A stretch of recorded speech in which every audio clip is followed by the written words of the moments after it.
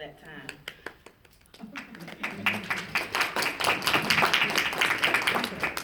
I played that song because God gave me that song to play. Because I was sold by my mother at 16 years old to a well-known drug dealer. And I was fortunate that God kept me and he covered me.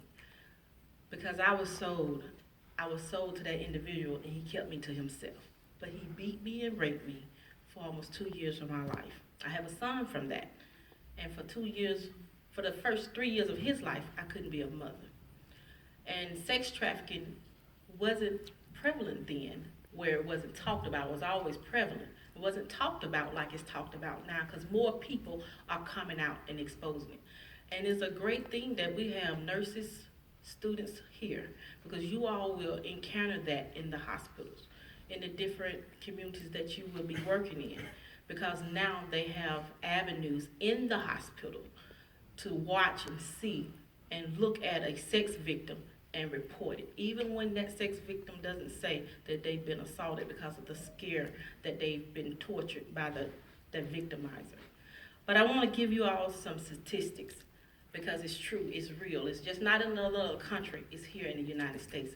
It's here in Tuskegee, and it was there in Montgomery where I now reside. And my book is Victim to Victory, my journey from sex slavery to freedom in Christ. And I want to give you all the legal definition of sex trafficking. It's the illegal business of recruiting, harboring, transporting, obtaining, or providing a person, and especially a minor, for the purpose of sex. That's what happened to me. I was provided to him for sex. Now, my mother was not on drugs. She was not an alcoholic. She just had a weakness, and her weakness was finances. And she loved money, so she sold me for money. According to the 2012, now mind you, that is 7 years ago, the UN report, there were 2.4 million people around the world who are victims of human trafficking at any given time. In this industry, the annual dollar amount is 32 billion US dollars. That's a big business. So imagine how many people being sold just right next to you, and you don't know it. People didn't know it. I was in high school. And to being in high school, a lot of times you don't tell stuff like that because you're afraid what, even in college, you're afraid what the next person next to you will look at you and think and laugh and talk about you because they don't understand what you're going through. So what I went through, I had to do it, and I was scared to say anything because he threatened me. The first night that he got me, he threatened me. He threatened to kill me and my family. So I kept my mouth closed. Then he came back and he bought me from my mother, and she sold me to him. But with all that being said, God had delivered me now from having hatred in my heart, because when something like that happened to you or a family member, you start to hate people and you can't live your life. I was spinning in a whirlwind in my mess because of what had happened to me. I couldn't forgive. I had unforgiveness for my mother and unforgiveness for him. But I had to get God and have him in my life. And all my life I've had him in my life because I had two grandmothers that prayed for me. My mother wasn't a churchgoer, so she didn't teach me about Christ. My grandmothers did. And because of those prayers, that what kept me. Kept my mind, kept me from killing myself. It kept me. And I speak about the Lord because that would save me. People did not save me because I didn't speak up. I was afraid to. So when you see that or hear that in others, your friends, family members that have been raped, speak up. Go tell someone. Even if you see someone that's been acting different. I was in school. And being in school, I made great grades. And in my 11th grade year, I went from making great grades to making D's and F's. And not one time did a teacher, a counselor, or even a principal ask me what happened. They continued to let me go through school, and they social promoted me because they didn't want to face the reality that something was going on wrong. And I tell you, when you see a child, as you all go through this profession, you're going to see a lot of abuse, men and women. Don't just turn a blind eye to it. Speak up. Call the police. get them some help, even if they don't want to have that help at that time. Later down the line, they will thank you because you'll save someone's life. To this day, I wish someone would have saved mine and I wouldn't have been tormented like I was. But I was. And because of the grace of God, I stand before you today. I've been redeemed. I don't have hatred in my heart anymore for my mother nor him. Both of them has passed on, but I don't have hatred in my heart. And I forgave them before they died. I took care of my mother for 6.5 years of her life on her deathbed until she passed. And I loved her to death.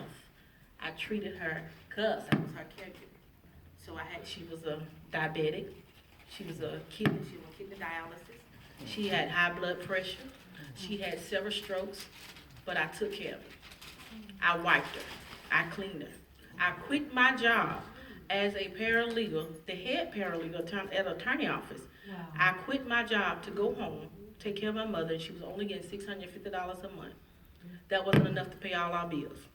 But I quit my job and went home and took care of her. Had 3 children, single parent at the time. But because of the grace and the love that I have for my God and what he did for me, I had to do that for my mother. And I want to give you all some scripture. I'm not here to preach to y'all, but I want you all to know that when no one else is there, you can pray to your Lord. Because that's what I did for almost 2 years. I stayed on my knees when I was being beaten and I was being raped. Every time we finished, I was on my knees. And God heard me. He was working it out. But he had to send me through that to be the person that I am today. We live in a society that individuals really do not believe in faith. So we lack faith. We don't believe that it's a God. We don't believe that he will take care of us. But it is a God. He will take care of you. I'm a true living witness of that. We don't read our Bibles, so we don't know much about God or even believe he exists. Hebrews 11:6 said, but without faith, it is impossible to please him. For he cometh to God must believe that he is, and that he is a rewarder of them that diligently seek him. See, he reward me now from praying to him then. So when people are not there for you, know that your Heavenly Father is always there. He's there, no matter what. He's never going to turn away from you. You can probably look back on your life now as young adults and see that you've been through some things that people didn't get you out of, that it was God. You cannot deny him for what he has done. I can't, because he saved me. I was bitter. I was mean. I have a gunshot wound right here because I was bitter and I was mean. And no one shot me. Shot myself. Gun fell out because I got wild. You know, I was rebellious and mean, angry. And anyone that said something to me, I wanted to do something to them. So I carried a gun in my bra. And one particular day, and it's in my book, I was getting ready to fight someone. And I was small. I was like 90 pounds. So I ain't had nothing to hold the gun with. It started to fall. And so I was trying to catch it, and it shot me. But that woke me up because he saved me. Who gets shot in the chest twice and can stand before you and still be living and nothing is wrong with it? No one. It punctured my lungs some, and I was a track star. So in order for me to run track now, I have to work out and work my lungs back up. But other than that, God saved me, and I am here. And I chose the medical field because my background is legal and medical. But I chose the medical field because I want to help people. I want to help people that have been through what I've been through. I want to help people that just need help. That's my passion. And if you all are going into the medical field, that needs to be your passion, is to help those that need help. Not for a paycheck, because it ain't what you think. It's work. But you got to have a caring heart when you go into this field, because you're going to see a lot of things. And sex trafficking, sex abuse is one that you're going to see with children, with old adults, with young adults, men and women. And it's nothing to play with. And some of us may have friends that have been raped. but don't wanna talk about it. And until they get healing in their heart, they're not gonna live right. They're gonna be spinning in their mess. Because I spun in my mess a long time. Took me 13 years to forgive my mother. And I was from one place to another in my life because I didn't have unforgiveness in my heart. And it's hard, a lot of people say, how could you do that? I couldn't have done that. Yes, you could. You can't do that, but with the help of the Lord, you can do anything, anything and everything is possible. So if we have faith, God faith, it will help us to make some sense out of this troubling and confusing world that we live in today. It will also give us confidence that we need to move forward with our lives despite whatever trials, tribulations, emotional state that we are in at this moment. I look at you all, you young people, and a lot of people say, you young people, you don't know, you ain't going through anything. But young people go through a lot. You know why? Because we hold a lot in. When we're going through stuff, we hold it in. We don't talk to anyone. We don't get any help. It will eat you up like cancer if you don't let it out. I don't care what you're going through. In order to be successful, you gotta talk to someone. You gotta get it out. Let someone know whatever the problem is. It could be, I want a pair of shoes today, and I don't have enough money, and I'm gonna get depressed because I don't have enough money. You need to talk to somebody about that. Because it's a solution out there for that. Don't hold it in.